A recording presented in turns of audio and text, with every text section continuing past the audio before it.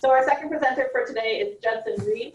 He's a senior extension associate with the Cornell Vegetable Program. In this position, he manages a series of research and education projects throughout New York State for greenhouse, high tunnel, and field production of fresh market vegetables. Judson is involved in the evaluation of grafting on tomatoes, cucumbers, and eggplants, biological pest control, new cropping techniques, and low temperature pest management concerns. Current projects examine the viability of grafting of cucumbers for cold soil hardiness, biological insect control in low temperature settings for mixed green crops, PAR and yield influence of multi-story cropping, as well as variety evaluations. Judson has conducted educational sessions with farmers in the US, Mexico, Canada, Caribbean, Africa, Eastern Europe, Central Asia, and Cuba on these topics. Having spent his youth on a northern New York dairy farm, Judson earned undergraduate and graduate degrees from Cornell University in agriculture. Judson, thanks very much for joining us. Oh, thank you. Thank you for making me feel good with that long-winded bio. Makes me laugh. I'll add to that I've also commercially operated my own high tunnel here at my home for about a decade as well. So I bring some of that hopefully practical experience to the discussion here this morning. And I'd like to say hi to all of my friends in Nova Scotia. I'm going to talk about soil management within the structure. Sometimes I say greenhouse, sometimes I say high tunnel. Those are the same things to me. A high tunnel really is simply a soil-based greenhouse is what I like to call it. And I'll also ask you to forgive me now for using English units throughout this presentation. Elizabeth gave us an excellent presentation on siting in particular. I'm going to move forward now, assuming that you've implemented those 6 steps that she outlined for us, and that the site is indeed in good shape and ready to grow crops.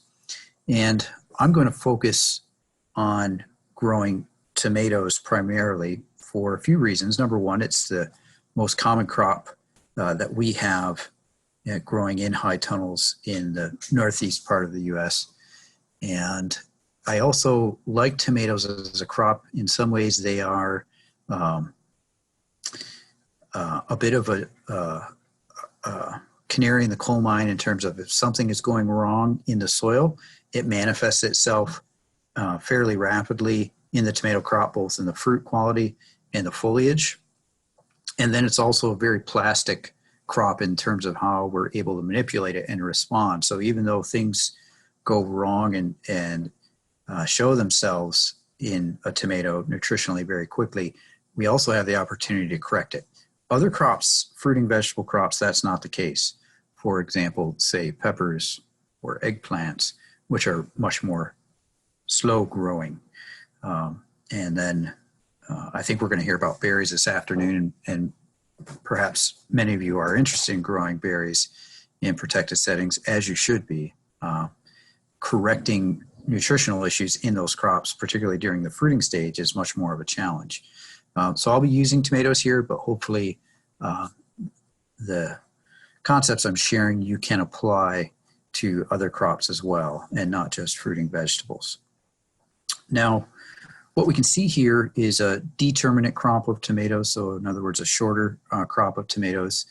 We do grow both indeterminate and determinate crops inside of these structures. But the bigger point I'm trying to make here is the yield potential in these crops is very high because we are eliminating a lot of the stresses that occur in the field, wind, precipitation, and ideally creating some sort of temperature buffer. The total yield potential of the crop is higher. And what that means is to reach that yield potential, our nutrition needs to be dialed in quite a bit. And so since growers are trying to maximize that yield potential, when I step into a greenhouse or a high tunnel, this is often what I see. 1, 2, 3, 4, 5, 6, 7, 8, 9, 10 different bags of fertilizer there to try to achieve that maximum potential. of the crop. And what you can't see in this photo are the 4 or 5 micronutrients in liquid solutions that are off to my left. And so this is a common observation on my part, is that growers are using lots of fertilizers, probably more than they need, and certainly not in ratios that they need. And then this is from the exact same greenhouse that had those 10 bags of fertilizers. We have a fruit that's exhibiting what we call yellow shoulders, commonly associated with nutrient imbalances such as low potassium or excess nitrogen.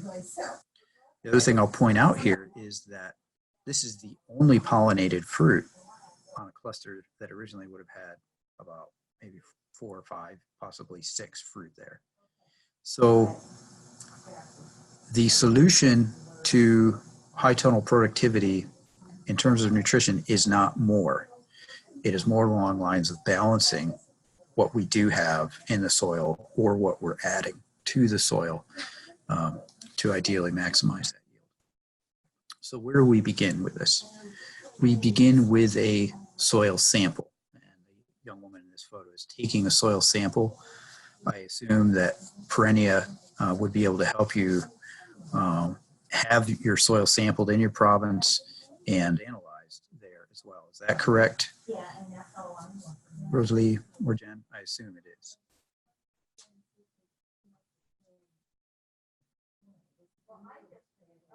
Judson, yes, we can help with soil samples, but also your sound is fading in and out. Fading in and out. Yeah. I'll try to get closer, and if it really bogs down, I'll take off my headset and use the computer. Does that sound good? Just better. Let me know, Rosalie. Okay. So hopefully you're hearing me. What I'm trying to emphasize is the need to take a soil sample. And ideally, the people there in the room with you today would help you with that process. If we don't have that soil sample, we don't have a baseline of information to make decisions later on.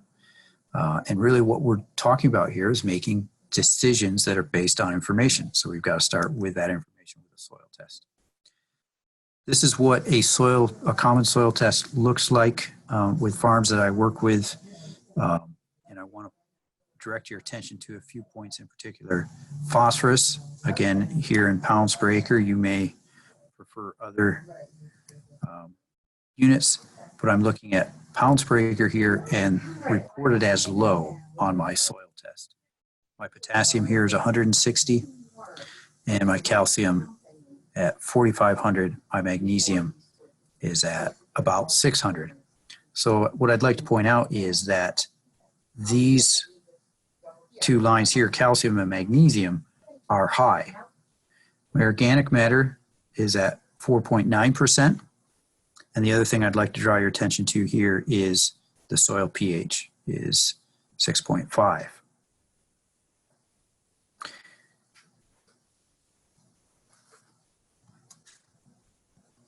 Okay. Now I want you to observe what happens to this soil over time as we continue to add fertilizers to achieve that maximum yield, and particularly watch phosphorus.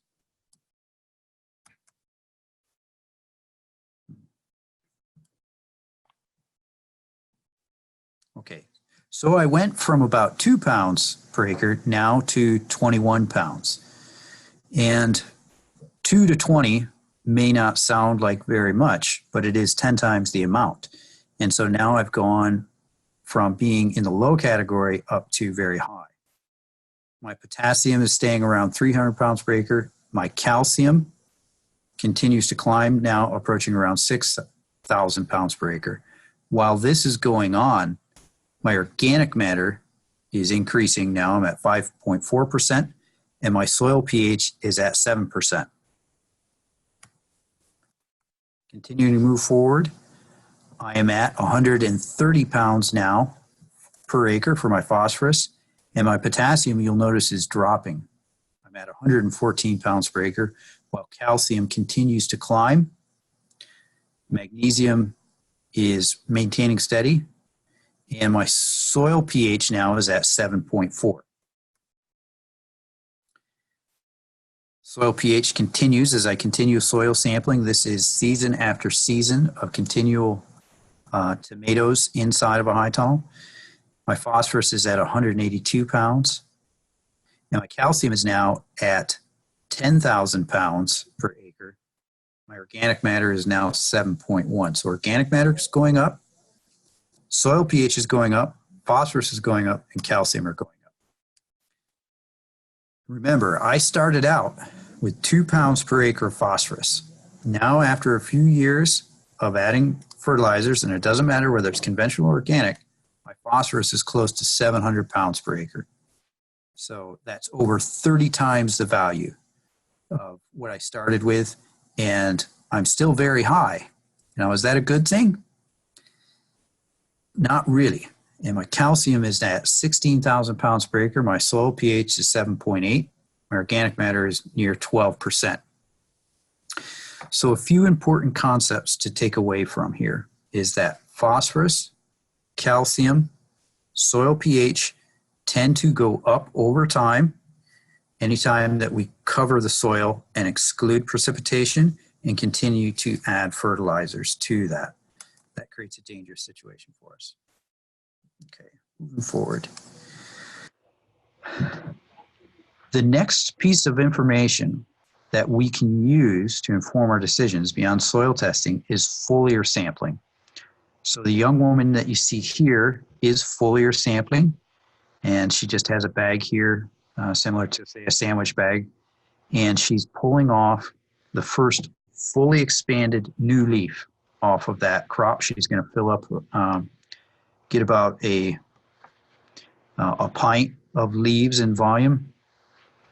So that would be about a half of a liter in volume, and fill up that bag with the first fully expanded leaf. For tomatoes, that's about the 6th leaf down from the growing point. And that gives us a reflection or a snapshot of what's going on inside the plant nutritionally. So I can look at all those nutrients, not just in the soil, but in the foliar mass as well. Both of these tests are less than $20 US, and well worth it. If we look at the total potential of this tomato crop inside this structure, the value of that is going to be somewhere between $10,000 to $20,000 US. So spending $20 on a foliar test is entirely worth it. Now I take that foliar test, I send it into a lab. Again, hopefully this is something that the Perennia could help you with. And now I get a sense of what's going on in the plant because I have what we call sufficiency ratings for my major plant nutrients: nitrogen, phosphorus, potassium, magnesium, calcium, etc.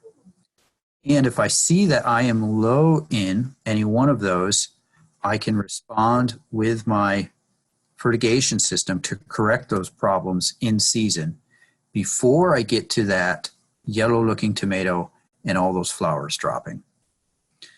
This is why foliar testing helps us. It also helps us see, are the efforts we're making towards maintaining a balanced soil playing out within the crop canopy. Excuse me. So this is ideally what our foliar sample is going to come back. And I say ideal here for several reasons. One is that every one of these nutrients is in the sufficiency range. It's not low and it's not high, with one exception. That one exception is potassium.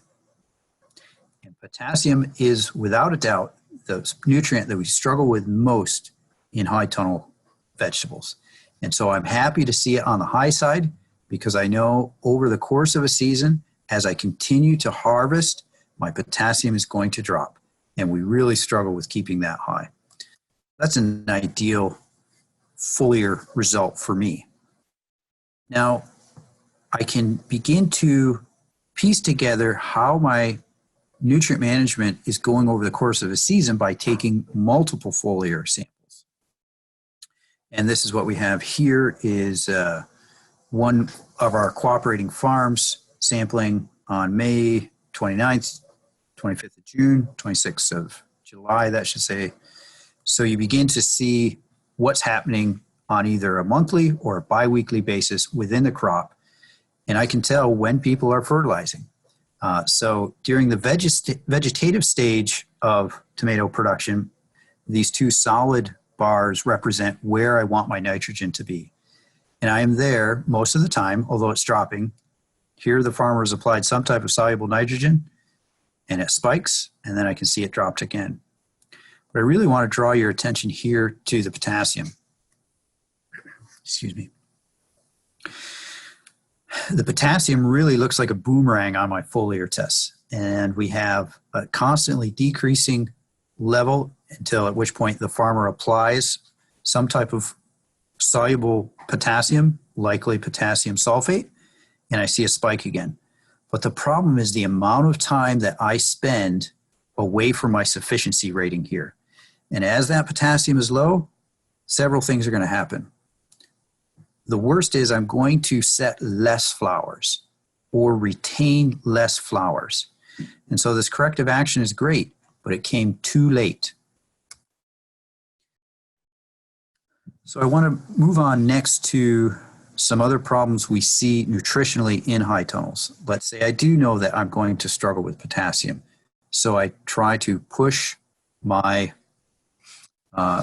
my potassium levels with a product, say, such as potassium nitrate, which has both nitrogen and potassium, however, is fairly salty. And since I'm not getting any precipitation through that root zone, my salts can build up over time. So I want you to look at the roots of this pepper transplant. Generally white, there's a lot of fine hair roots, and they've filled out their growing cell very well. Contrast that to this plant.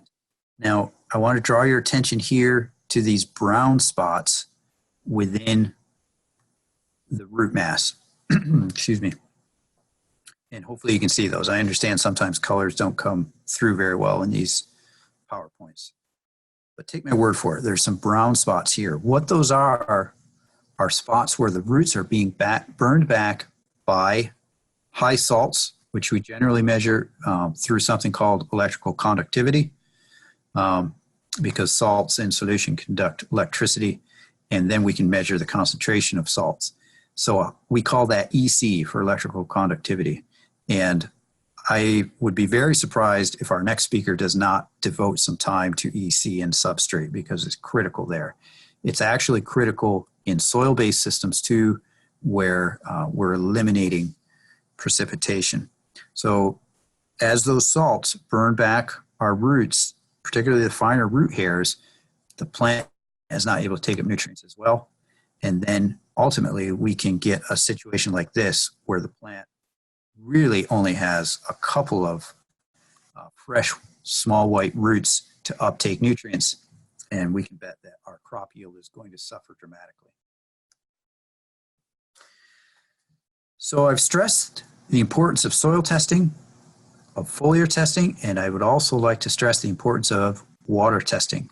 Since we eliminate all snow and rain from the high tunnel, the quality of the water that we're putting through is that much more important than it is outside. Two important things to look for: pH and alkalinity. Those are two separate but closely related parameters to irrigation water quality. So I've talked a lot about what can go wrong. I'd like to talk about some things we can do to prevent those problems. Number one is looking at fertilizers that avoid calcium. Do you need to acidify your water? You don't know until you test it, but I would be surprised if you don't, because what happens is that our irrigation water in high tunnel systems is generally a hidden supply of calcium. And this is why I don't favor a lot of calcium fertilizers indoors. That and a lot of research that I don't have time to share with you today that shows no benefit from moving into excessive levels of calcium. So we need to watch that irrigation water and possibly acidify it, and I'll briefly touch on that. We have gone to a standard operating procedure or best management practice of adding elemental sulfur in many cases every fall to the soil. We might also consider peat moss, particularly for people who enjoy the benefits that compost brings in terms of how it improves the physical structure of the soil, but we don't want all of the added calcium and oftentimes phosphorus that compost can bring. Peat moss is an excellent alternative in that it is generally acid, so it keeps our pH in the low sixes, which is where we'd like to be for vegetables, and does not bring any spurious nutrients. We could also think about gathering the plastic in the wintertime into a gutter or at a ridge to allow rain and snow to move through the profile. Acidifying your water is very simple. You don't need electricity to do it. All you need is a little bit of water pressure. This is an injector that will do that for you. This will also allow you to inject streamlined fertigation applications, whether it's simply nitrogen that's not paired with phosphorus, or simply potassium, also generally not paired with phosphorus. These injectors allow us to do those, to make those midstream corrections that we need. And I'm not endorsing this brand. There's many other ones out there as well. Finally, I'll wrap up my presentation this morning with sharing with you that many growers that I work with are using tunnels for winter production of spinach, of lettuce, of all kinds of things, and that can be done. But over time, if we grow vegetable crop after vegetable crop, I think we can expect that our soil quality is going to deteriorate. So we're doing research now with cover crops. What you can see here is buckwheat on the right-hand side, and on the left we can see a tomato crop. This, where there was buckwheat, this is a fall crop, probably late September. This picture is taken. That buckwheat actually did flower before it was frozen out. But we made the decision here to remove a tomato crop to try to improve that soil in some way. We're particularly interested in winter grains such as barley or wheat or rye, in that they have better winter hardiness and can sustain some microbial communities there in the soil over the wintertime, and try to keep that soil healthy. We're also looking at using some simple technology such as row cover to increase the amount of biomass we get out of our cover crops, and the opportunity to grow some legumes in there as well and grow some of our own nitrogen. I hope Elizabeth is reading her email right now, because my snow, you can see here on the left-hand side, is building up too high on that sidewall. This is a shot of our cover crops, and here we have some, I believe this is triticale, is the grain that you see there, along with something called winter peas, Austrian winter peas. So those are a cold hardy legume. And the idea is, if we can grow some of our own nitrogen in the wintertime, that will keep us away from those bags of fertilizer that I showed you in the beginning, where we're generally trying to push nitrogen to achieve our maximum yield, but we're throwing a lot of excess phosphorus, magnesium, and calcium into the system. And if we can grow some of our own, we're going to take away some of those nutrients that we don't need. I really apologize for the problems there with the internet and any audio connections that weren't great this morning. I do have a couple of active social media accounts. They're right there. I encourage you to follow me if you use those, either on Facebook or Twitter. You can follow me on Instagram if you want, but those are mainly pictures of unicorns, kittens, and my fishing trips. So that's my personal account on Instagram. I'm going to stop now. I don't know how I'm doing time-wise because of that interruption, but I'll go to questions now. Awesome. Thanks, Judson. I had a question about that pH drifting up in those tunnels. There was not line applied. All that pH and that calcium accumulation was all because of added fertility inputs. Is that correct? That's correct. It's added fertility, but also water. That water is a secret source or an invisible source of calcium. Calcium bicarbonate is really just a dissolved limestone that we're applying on a daily basis. And since we're getting high yields, we have to irrigate quite a bit. We might be applying up to 3 liters per plant of water per plant per day at our peak production. And there's a lot of calcium that comes along with that. Is there questions coming in, Jen? Questions here in Canada? Oh, wait. Do barley and wheat triticale have less of an allelopathic effect than rye? Did you hear that, Justin? I did. And yes, they do. So rye, someone there obviously understands that rye generally has a bit of a plant back problem, particularly with a seeded crop. Less so with transplants, but we're looking still to avoid that. We're looking to terminate our winter cover crop at least 2 weeks before we transplant in our fruiting vegetable crop. Questions here? What would you suggest to prevent blossom end rot in tomatoes instead of calcium? What would I suggest to avoid blossom end rot in tomatoes instead of calcium? It is almost a water question for us. I won't go back, but we've done literally hundreds, if not thousands, of foliar tests that almost never show that we are truly deficient in calcium in the plant. It is really a momentary lack of moisture to move the calcium within the plant out to the end of the fruit. And so it's regular watering. So one of a very cheap piece of technology to add to this system that I didn't discuss would be a digital timer on your watering system.